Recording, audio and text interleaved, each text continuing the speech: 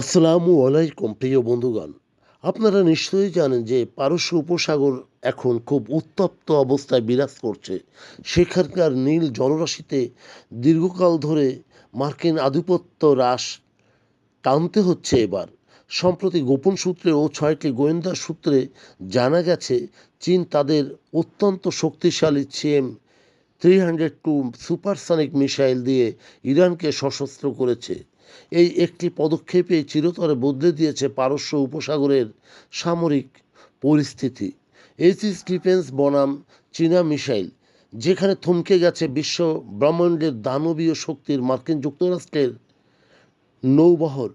মার্কিন নৌবাহিনীর aegis combat system যা কোনো আধুনিক মিসাইল রুখে দিতে সক্ষম, কিন্তু চীনের CM-302 যা ইরানকে সরবরাহকৃত মার্কিন নৌবাহিনীর ভিত নাড়িয়ে দিতে পারে। ডেড জোন কেন? কারণ মার্কিন ক্যারিয়ার, বিশেষ করে মার্কিন যুক্তরাষ্ট্রের যে অহংকার, USS আব্রাহাম লিঙ্কন এবং JR ফোর্ডের মতো বিশালকায় রণতরী বিমানবাহী জাহাজ একটি ভয়াবহ ডেড জোনের দিকে অগ্রসর হচ্ছে।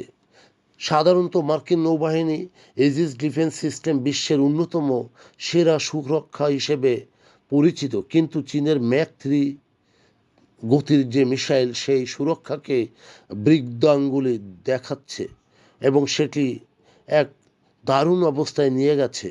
অতি দানবীয় ম্যাক-3 এর গতি মার্কিন রাইডার মিসাইল বা ইন্টারসেপ্টার সুরক্ষা সেটিকে এড়িয়ে প্রতিক্রিয়া দেখানোর আগেই লক্ষ্যবস্তুতে আঘাত হানতে সক্ষম।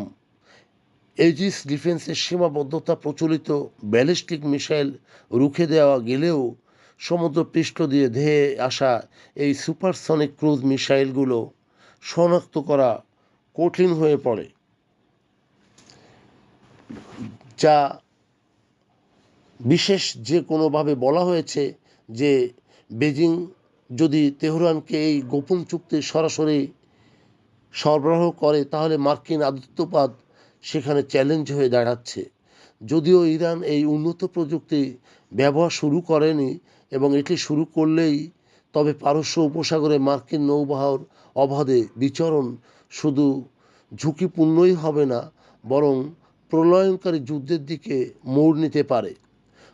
বিশেষজ্ঞগণ বলেন যে এটি কেবল একটি অস্ত্র হস্তান্তর নয়, বৈশ্বিক ক্ষমতার ভারসাম্য বদলাতো এক সুদূর প্রসারী সংকেত।